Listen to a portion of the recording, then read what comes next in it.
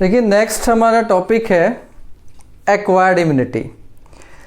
Acquired immunity means क्या है कि आफ्टर द बर्थ एनवायरनमेंट के साथ हमारा इंटरेक्शन होता है और उस एनवायरनमेंट के ड्यूरिंग इंटरेक्शन के ड्यूरिंग बहुत सारे पैथोजन हमारी बॉडी के कांटेक्ट में आते हैं या हमारी बॉडी के अंदर एक्सेस गेन करते हैं।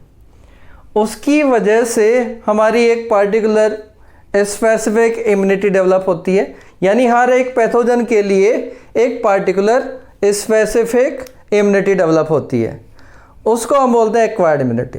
और इसको हम दो टाइप में डिवाइड्स कर सकते हैं, हार्मोनल इम्यूनिटी और एंटीबॉडी मेडिएटेड इम्यूनिटी। दूसरी है हमारी सेलुलर इम्यूनिटी। देखिए ह्यूमोरल और एंटीबॉडी मेडिएटेड का मतलब क्या है। इस पार्टिकुलर में जो भी हमारा एंटीबॉडीज़ बनती है वो ब्लड के थ्रू या लिक्विड के थ्रू ही प्रोपेगेट करती है, या लिक्विड में या ब्लड में ही रहती है, फ्लूइड में ही रहती है। तो फ्लूइड में जो पैथोजन है उन्हीं को ये रिमूव कर सकती है, इसलिए इसको हम बोलते हैं ह्यूमोरल। ह्यूमोरल टर्म है ह्यूमर से, ह्यूमर का मतलब है फ्लूइड में, फ्लूइड में ये अपना एक्शन करती है और इसका जो एक्शन होता है वो एंटीबॉडी के थ्रू होता है, इसलिए इसको हम बोलते हैं एंटी मेडिएटेड इम्यूनिटी। दूसरा है हमारा सेलुलर इम्यूनिटी। सेलुलर का मीन्स है इसमें सेल्स डायरेक्टली हमारे जो पैथोजन है उसके साथ इंटरेक्शन करके उसको हमारी बॉडी से एलिमिनेट करते हैं, इसलिए हम इसको टर्म देते हैं सेलुलर इम्यूनिटी, क्योंकि इसमें सेल्स डायरेक्टली पैथोजन के साथ इंटरेक्शन करके उसको रिकॉग्नाइज करके उसको एलिमिनेट करते हैं। तो देखिए यहाँ पर जो ह्यूमोरल है उसमें हमारी कौन कौन सी सेल्स इन्वॉल्व है और सेलुलर इम्यूनिटी में हमारी कौन कौन सी सेल्स इन्वॉल्व है। ह्यूमोरल में हमारी जो सेल्स इन्वॉल्व है बी सेल्स हैं, एंटीजन प्रेजेंटिंग सेल्स है, प्लाज्मा सेल्स है, हेल्पर टी सेल्स है और मेमोरी बी सेल्स है। ये यहाँ पर एक सीक्वेंस वे में एक्ट करते हैं और ह्यूमरल इम्यूनिटी को डेवलप होने में हेल्प करते हैं। सेलुलर इम्यूनिटी में जो सेल्स इन्वॉल्व हैं वो साइटोटॉक्सिक टी सेल्स हैं, हेल्पर टी सेल्स हैं, सप्रेसर और रेगुलेटरी टी सेल्स हैं, मेमोरी टी सेल्स हैं और यहाँ पर भी एंटीजन प्रेजेंटिंग सेल्स हैं। तो ये सेल्स ना एक पार्टिकुलर सीक्वेंस में पैथोजन को प्रोसेस करते हैं या पैथोजन के साथ इंटरेक्शन करते हैं एक पार्टिकुलर स्पेसिफिक सीक्वेंस में, जिसका हमारा रिजल्ट है कि फाइनली टी सेल्स एक्टिवेट हो जाती है जो कि पैथोजन के साथ डायरेक्टली इंटरेक्ट करके उसको एलिमिनेट करती है। ह्यूमोरल इम्यूनिटी में जो एक पार्टिकुलर सेल्स का इंटरेक्शन है पैथोजन के साथ वो पहले प्रोसेस होता है और प्रोसेस होने के बाद फिर फाइनली एंटीबॉडी प्रोड्यूस होती है जो कि उस पैथोजन को एलिमिनेट करती है। ठीक है, तो अब हम इसमें आगे लेते हैं एक पर्टिकुलर स्पेसिफिक इम्यूनिटी को, ह्यूमोरल इम्यूनिटी को। अब हम आगे यहाँ पर इसको कंटिन्यू करते हैं। ह्यूमोरल इम्यूनिटी में हम आगे चलते हैं, इसको एक्सप्लेन करते हैं।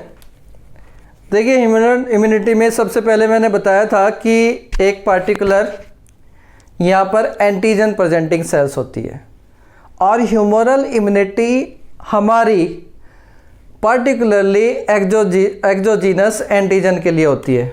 एक्सोजीनस एंटीजन मतलब जो सेल के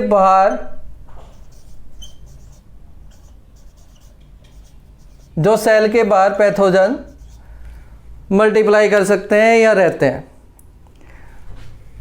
तो एक्सोजीनस एंटीजन में क्या होगा कि पैथोजन आया, उसका एक पार्टिकुलर एंटीजन को सेल के अंदर फैगोसाइटोसिस प्रोसेस से अंदर लिया एंटीजन प्रेजेंटिंग सेल्स ने। ये मैक्रोफेज भी हो सकती है, यहाँ पर डेंड्रिटिक सेल्स भी हो सकती है और बी सेल भी हो सकती है। यानी जो एंटीजन प्रेजेंटिंग सेल्स है वो तीन कैटेगरी की हो सकती हैं, डेंड्रिट सेल, डेंड्रिटिक सेल, दूसरी सेल हो सकती है आपकी बी सेल भी हो सकती है, और मैक्रोफेज भी हो सकते हैं। ठीक है, तो एंटीजन प्रेजेंटिंग सेल ने जो पैथोजन है उसके एंटीजन को इनसाइड लिया और उसको बहुत सारे एंटीजन फ्रेगमेंट में डिवाइड कर दिया सेल के अंदर लेके। फिर एक एंटीजन को सेल की सरफेस पर, यानी इसने एंटीजन पार्ट को सेल की सरफेस पर अपने एमएससी मॉलिक्यूल के साथ कंबाइंड करके प्रेजेंट किया। देखिए ये जो ग्रीन में दिखाई दे रहा है ना, ये एमएससी प्रोटीन है। इसका मतलब है मेजर हिस्टोकम्पैटिबिलिटी कॉम्प्लेक्स।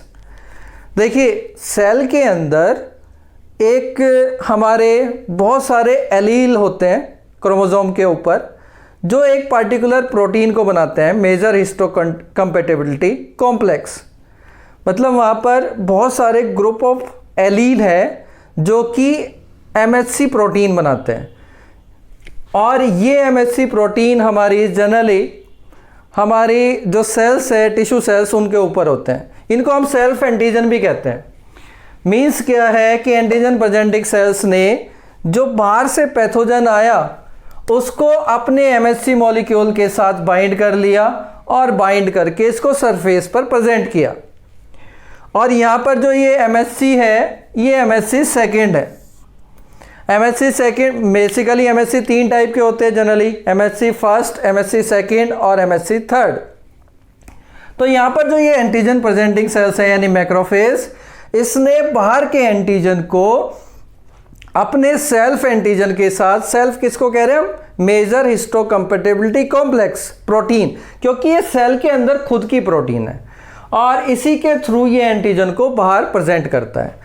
अगर एमएससी नहीं होगा तो इसका प्रेजेंटेशन नहीं हो पाएगा। तो देखिए अब हमारे ब्लड में जो सर्कुलेटिंग टी हेल्पर सेल है या हेल्पर टी सेल्स है, वो मूवमेंट करती रहती है। भाई हमारी जो जितनी भी ब्लड सेल्स हैं वो ब्लड के साथ मूव करती है। तो उसको जब एक पार्टिकुलर मैक्रोफेज मिलेगा जो कि उसको प्रेजेंट कर रहा है एंटीजन को, उसके साथ वो इंटरेक्ट करके देखेंगे टी हेल्पर सेल, और जिसके पास एक पार्टिकुलर रिसेप्टर होगा, सुटेबल रिसेप्टर, जिसे हम बोलते हैं टीसीआर, टी सेल रिसेप्टर, यानी जो हेल्पर टी सेल्स है वो अब इस एमएससी और एंटीजन के साथ इंटरेक्ट करेंगे। एमएससी अपना मॉलिक्यूल है खुद का और एंटीजन बाहर का है, तो ये हेल्पर टी सेल्स इसके साथ इंटरेक्शन करेंगे और जो जिसके पास सूटेबल रिसेप्टर होंगे हेल्पर टी सेल के साथ, वो इसके साथ इंटरेक्ट कर जाएंगे, यानी उसके साथ कंबाइंड हो जाएंगे। और ये जो जनरली हम इसको, इस रिसेप्टर का नाम है CD4, जो हेल्पर टी सेल्स के पास रिसेप्टर होते हैं CD4। तो जिसके पास इस पार्टिकुलर एंटीजन के लिए कंपेटेबल रिसेप्टर है, वो इसके साथ इंटरेक्ट कर जाएगा या इसके साथ कंबाइन हो जाएगा। देखिए हमारे ब्लड में बहुत सारी मिलियंस हमारी टी हेल्पर सेल्स है, तो जो पार्टिकुलर होगी इसके, वो इसके साथ इंटरेक्शन करेंगे, यानी जिसके पास पार्टिकुलर इसके कंप्लीमेंट्री रिसेप्टर होंगे। इसके बाद करने के बाद क्या होता है, अगर इनका इंटरेक्शन होता है तो फिर जो मैक्रोफेज है एंटीजन प्रेजेंटिंग सेल्स, वो इंटरल्यूकिन सिक्रीट करती है। इंटरल्यूकिन क्या होते हैं, ये ऐसे केमिकल्स होते हैं जो दो वाइट ब्लड सेल्स के बीच में एक्ट करते हैं या ल्यूकोसाइट्स के बीच में एक्ट करते हैं। तो यहाँ पर किसने प्रोड्यूस किए, मैक्रोफेज ने, और ये टी सेल्स के ऊपर आके इंटरेक्शन करते हैं। इस तरह से क्या होता है कि टी हेल्पर सेल्स का स्टिमुलेशन हो जाता है, यानी ये एक्टिवेट हो जाती है और एक्टिवेट होके ये बहुत सारी सेल्स में डिवाइड हो जाती है। यानी ये जो सारी सेल्स है ये टी हेल्पर सेल है। तो एक टी हेल्पर सेल से बहुत सारी टी हेल्पर सेल बन गई।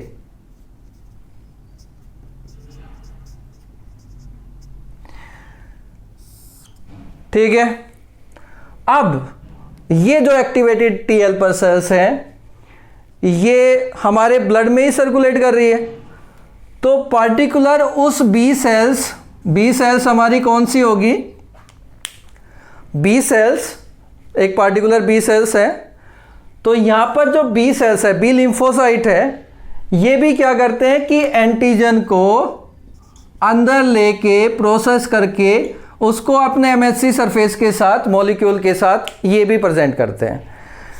यानी क्या हुआ कि ये तो मैक्रोफेज का हमने रेस्पॉन्स बताया, बी सेल भी है, बी लिम्फोसाइट है, जो जिनके अंदर पैथोजन गया है और उसका एंटीजन पार्ट एमएचसी मॉलिक्यूल के साथ यहाँ पर रिप्रेजेंट किया गया है, वो ऑलरेडी रिप्रेजेंटेड है। तो यहाँ पर जो एक्टिवेटेड टी हेल्पर सेल्स हैं वो इसको रिकॉग्नाइज करेंगे और रिकॉग्नाइज करके इसके साथ इंटरेक्शन करेंगे। यानी जो एक्टिवेटेड टी हेल्पर सेल है वो उस बी सेल्स के साथ इंटरेक्ट करेंगे जिसने सेम एंटीजन को अपनी सरफेस पर प्रेजेंट कर रखा है, सेम एंटीजन को, मैं रिपीट कर रहा हूं।